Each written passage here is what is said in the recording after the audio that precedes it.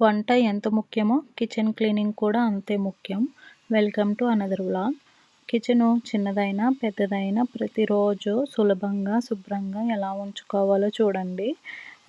ప్రతిరోజు ఒక 10-15 మినిట్స్ కేటాయిస్తే కిచెన్ ఎప్పుడు క్లీన్గా ఉంటుందండి. అప్పుడే మనం హాయిగా కూడా ఉండగలం.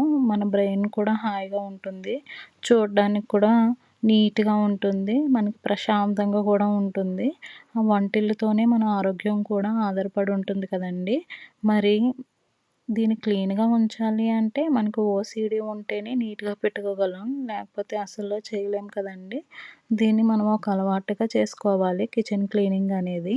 నేనైతే వంట చేసేసిన తర్వాత కిచెన్ క్లీనింగ్ అనేది చేసేసుకుంటానండి. అలా పనులన్నీ చేసేసుకొని కూర్చున్న తర్వాత మా అమ్మ జున్ను అయితే ప్రిపేర్ చేసి పట్టుకొచ్చిచ్చిందండి. అస్సలు ఆ జున్ను అయితే ఉందండి, చాలా బాగుంది. ఇంత పని చేసుకున్న తర్వాత మన వాళ్ళు అంటారు, ఏం పని చేసావు, ఖాళీగా ఉన్నావు కదా ఇంట్లో అంటారు కదా. అప్పుడు వస్తుందండి కోపం, కుమ్మేయాలనిపిస్తుంది. మీకు కూడా అంతేనా? మెసేజ్ చేసేయండి. బాయ్.